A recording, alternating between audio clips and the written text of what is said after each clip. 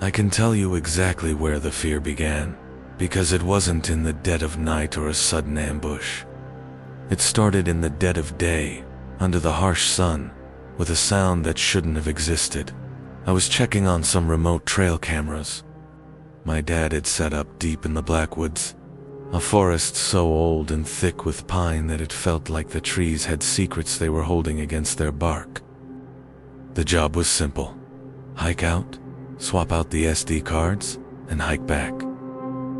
The first time I heard the hum, I dismissed it as a passing drone or maybe some forgotten piece of farm equipment from the last century. But it wasn't. It was constant, a low frequency. Vibration you felt more in your teeth than your ears, and it came from everywhere and nowhere at once. It was a sound that had no source, and it was a sound that was starting to scare me. My dad, a lifelong woodsman, had a strict set of rules for the Blackwoods. Never go off trail, no matter what. Always carry a compass, even with a GPS, and most importantly, never stay past sundown. He believed the Blackwoods had a way of closing in on you, and he had 100 stories to back it up. I'd always seen it as a charming eccentricity, the kind of lore you get from old-timers. But out there, with that hum vibrating through the soles of my boots, the rules didn't feel like quaint advice anymore. They felt like warnings.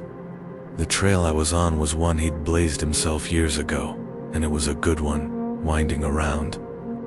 Massive, moss-covered boulders and through stands of ancient spruce. I was about an hour in when I heard the hum for the first time. It was subtle at first, just a faint thrumming. I paused, looked up, and saw nothing but the high canopy of trees. My rational mind tried to find an explanation. Power lines, eh? Distant generator, but there were no power lines for miles, and no generators I knew of. The hum wasn't mechanical. It had a strange, organic quality to it, like a million cicadas humming in unison, but without the sound of cicadas. I pressed on, trying to ignore it, but the sound only grew louder. It wasn't just in the air now. It was in the ground, in the very core of the forest.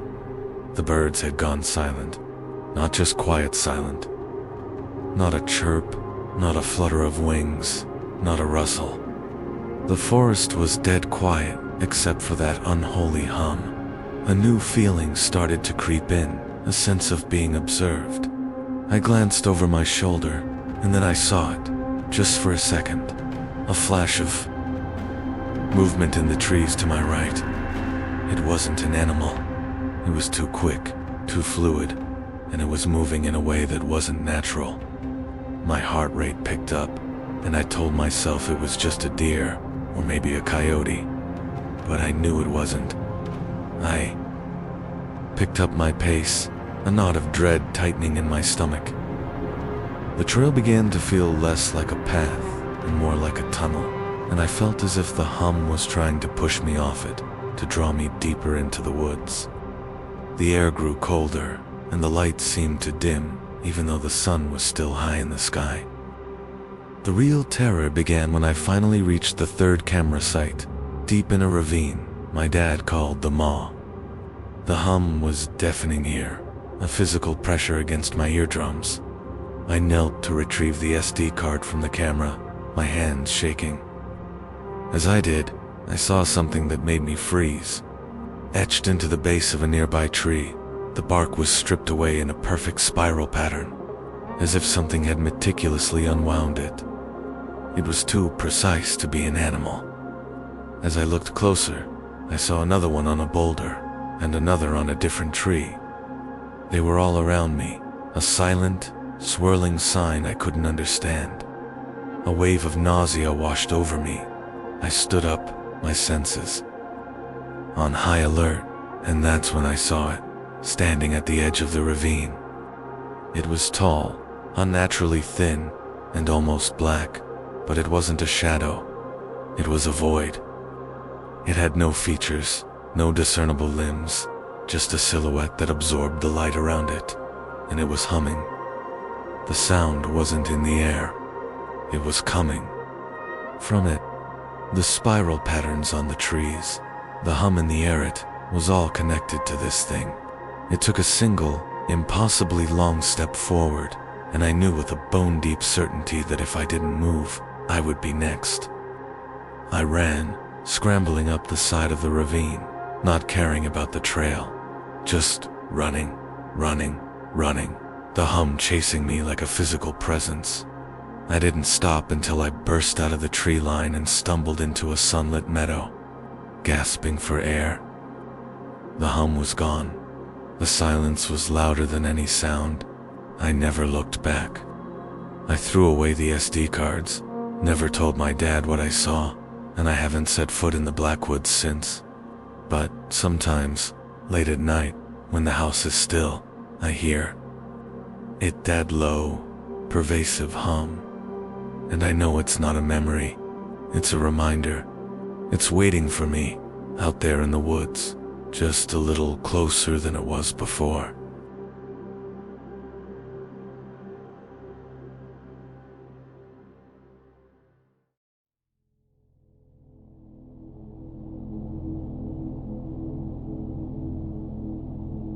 I've always been a skeptic, a firm believer in tangible reality and the things you can see, touch, and measure. That all changed a few years ago when I got a job as a fire lookout in a remote national forest. The cabin was a small, square room, perched on top of a 70-foot steel tower, with windows on all four sides. My job was simple: scan the horizon for smoke. For the first few months, it was paradise. Just me, a stack of books, and the endless green expanse of the forest. The silence was profound, and the solitude was a welcome change from the noise of city life. The only contact I had with the outside world was a crackly two-way radio, and a weekly visit from a ranger who would drop off supplies at the base of the tower. It was the perfect place to believe in nothing but the facts. The strangeness started on a Tuesday, about a week after a particularly violent thunderstorm. A lightning strike had caused a small fire about 5 miles west of my tower, and I'd spent the better part of a day directing a ground crew to it. The storm had left the air feeling charged and heavy, even after the smoke had cleared. I was scanning the western horizon with my binoculars when I saw it. A figure, standing perfectly still, on a ridge about 3 miles away. It was tall, impossibly thin, and stood out against the dense green like a burned matchstick. At first, I assumed it was a dead tree, a snag left behind by the recent fire, but it was too symmetrical, too human-like in its silhouette. The sun glinted off of something near its head, and I thought maybe it was the glint of a metal axe or some sort of reflective material. But what would a person be doing so far from any trail, standing motionless for hours? I watched it for a full hour, and it never moved. It just stood there, a dark, spindly sentinel on the distant ridgeline. I tried to radio the ranger, but the static was so bad I couldn't get a clear signal. The sight of the figure unsettled me more than it should. I kept telling myself it was a trick of the light, an odd tree, anything but what it looked like. The next day, it was gone. But 2 days later, I saw it again. This time, it was closer. Much closer. Maybe 1.5 miles away, on a different ridge to the north. My heart started to beat a frantic rhythm against my ribs. It was still standing, motionless, but now, without the binoculars, I could see a hint of something off-white on its torso. I grabbed my binoculars and focused in. My blood ran cold. The white was a bone-like texture, and it wasn't standing. It was kneeling. Its head was bent low, and I could see the glint of what I now realized was not an axe, but a smooth, rounded skull. It was positioned on the ridge in such a way that it was looking directly at my tower. I felt a chill that had nothing to do with the mountain air. This wasn't a person. It was too thin, too unnaturally still in the way it was positioned. Felt predatory. Over the next few days, the figure continued to appear. Each time, it was closer. Each time, its posture was slightly different. One morning, it was halfway up the main fire break. A long, vertical scar cut through the forest. It was lying on its back, arms and legs splayed out at unnatural angles, as if it had fallen from a great height. The next day, it was standing at the edge of the tree line, less than a quarter mile from the base of my tower. I could see the details now, the long, thin limbs that looked like they were made of stripped wood and bone. Its head was just a smooth, white sphere, completely devoid of features. It wasn't a skull, it was just smooth, featureless. It was looking up at me. I could feel its gaze from inside my cabin, feel the weight of its attention pressing down on me. I spent the entire day with my back to that window, the hairs on my neck standing on end. I couldn't eat, I couldn't sleep. The radio was still. Out, a dead box of static, and the ranger wasn't due to arrive for another 3 days. I was alone, isolated, and being watched by something that defied every law of nature I knew. That night, a thick fog rolled in, blanketing the entire valley. In a heavy, impenetrable shroud, I could no longer see the figure, but I knew it was still there. I could feel it. The cabin started to feel less like a safe haven and more like a flimsy cage. I tried to calm myself, to rationalize it away, but my mind was a whirlwind of terror. Then I heard a sound, a faint, scraping noise coming from the base of the tower. It was the sound of something dragging itself up the steel rungs. My breath hitched in my throat. I stood frozen in the center of the room, my eyes fixed on the trapdoor that led up into the cabin.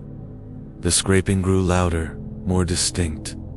It wasn't the sound of boots on metal. It was a rhythmic, uneven, dragging sound, like something with too many limbs and not enough coordination was pulling itself up, one painstaking inch at a time. I felt a primal panic seize me.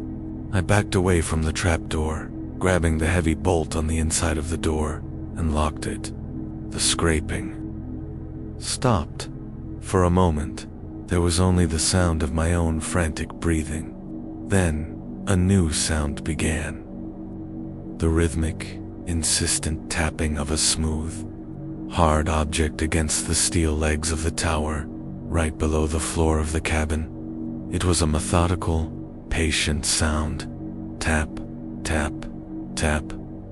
I realized with a gut-wrenching horror that it wasn't trying to get in. It was just waiting for me to come down. The tapping continued for hours, a maddening, relentless rhythm that drove me to the brink of insanity. I huddled in a corner of the cabin, my mind racing, convinced that the thin walls of my sanctuary were just a temporary reprieve. I thought about the figure's smooth, featureless head, the unnatural angles of its limbs. It wasn't a creature. It was an effigy, a mockery of a human form, a sentinel placed to watch, to wait, and to eventually, patiently, find a way to get what it wanted. When the sun finally began to rise, the tapping stopped. The fog began to lift, and through the clearing mist, I saw it. It wasn't at the base of the tower. It was standing on the narrow walkway that encircled the cabin, pressed against the glass of the window on the north side, its smooth, white head tilted. I couldn't move. I could only stare at the horrifying, bone-like face, so close I could almost touch it. It was there, patiently waiting for me to turn, and in its featureless, silent gaze, I saw nothing but an endless, suffocating emptiness.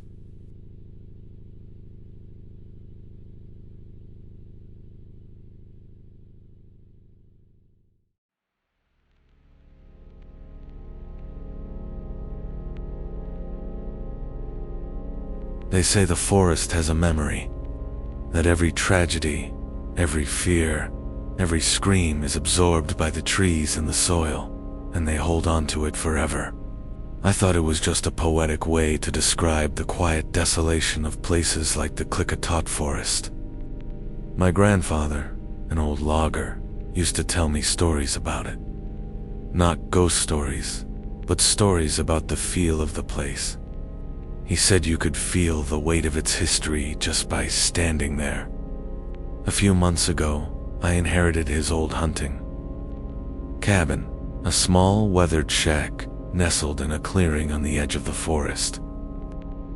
The plan was to restore it, maybe use it as a retreat, but the moment I stepped onto the property, I felt it. A heavy, palpable sadness that clung to the air like a mist. The cabin was exactly as he'd left it, right down to the old rifle propped in the corner and the chipped coffee mug on the kitchen table. For the first week, I worked from dawn until dusk, trying to clear the decades of overgrowth and repair the rotting porch. The physical labor was a welcome distraction, but the feeling of unease persisted. It wasn't a malicious feeling, not at first. It was a profound, suffocating sorrow, like the forest itself was grieving. One evening, as a storm rolled in, I was boarding up a broken window.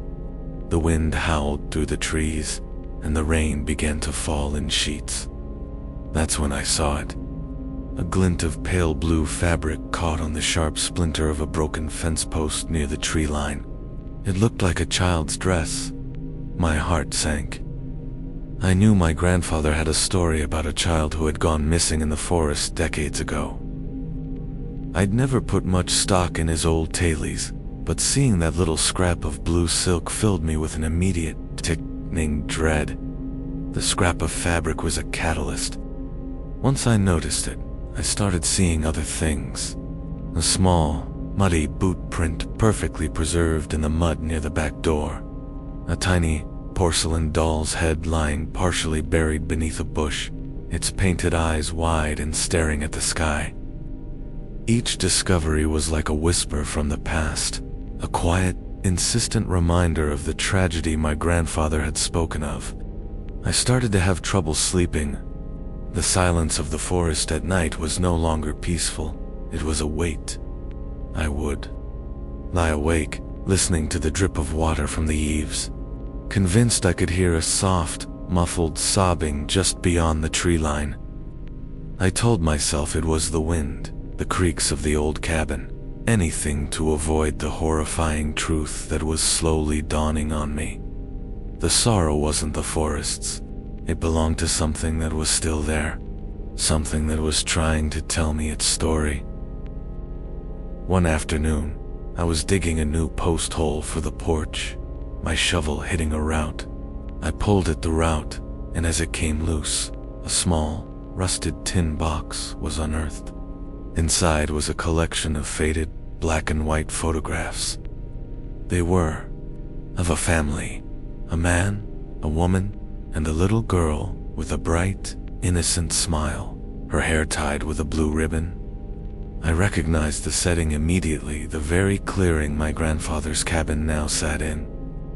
In the final photograph, the little girl was standing on the porch, holding a porcelain doll, her bright blue dress the same shade as the scrap of fabric I had found. The last picture was of the man and woman, their faces pale and gaunt, staring into the woods, their expressions a mix of fear and bottomless despair.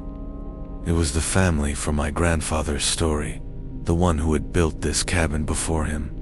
The girl, Sarah, had vanished without a trace. Her parents had searched for her 4 months before they, too, were never seen again. I was living in a monument to a triple tragedy. That night, a feeling of deep wrongness settled over the cabin. The temperature in the room plummeted, and the scent of damp earth and rotting leaves filled the air. I looked out the window and saw a figure standing in the clearing. It was a small, pale shape in a blue dress, her back to me. Her hair was tied with a blue ribbon. I stood frozen, my heart pounding in my ears. I knew, with a horrifying certainty, that it was Sarah. She was just standing there, motionless, her small shoulders hunched in the pouring rain.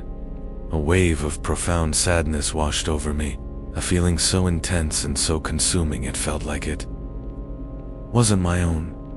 It was a grief that had been stewing for decades, a raw, aching lament for a life cut short. I wanted to look away, but I couldn't. Then, slowly, the figure turned. It wasn't a full turn, just a tilt of the head. I couldn't see a face, just a pale blur in the fading light, but I could see her hands, her tiny, muddy hands. One was holding the porcelain doll I had found, and the other was holding a small, rusted hunting knife. The sight of that knife, a child's hand gripping it so tightly, shattered the illusion of a sad, lost spirit. This was not a ghost looking for her way home. This was something else entirely. Something born from the raw grief and despair of her family. It was a malevolent echo. The figure started to walk toward the cabin. Not quickly, but with a deliberate, dragging step. The porcelain doll, now visible in the growing moonlight, had a single, grotesque red tear painted on its cheek, like a droplet of blood. I scrambled back from the window, my mind a blank slate of pure panic. I could hear a faint, scraping sound from the porch, the rhythmic, dragging noise of a small object being pulled across the rotting floorboards. It wasn't just Sarah's memory the forest had absorbed. It had absorbed her parents' final, terrified thoughts, their desperate hunt for their child, their ultimate helplessness. And in that desperate space, something had been born. It wasn't looking for help. It was looking to reenact the last, awful moments of their search. The scraping sound stopped directly in front of the door, and then a new sound began.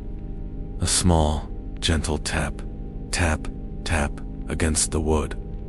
It was the sound of a child's knuckles, a quiet, polite request for me to open the door, just as her parents must have prayed she would have at the end of their search. But I knew better. I knew the grief-eaten thing on the other side of the door was not Sarah, but a twisted echo of her. A thing that had forgotten its face and voice, and only remembered the last terrible thing it had been taught.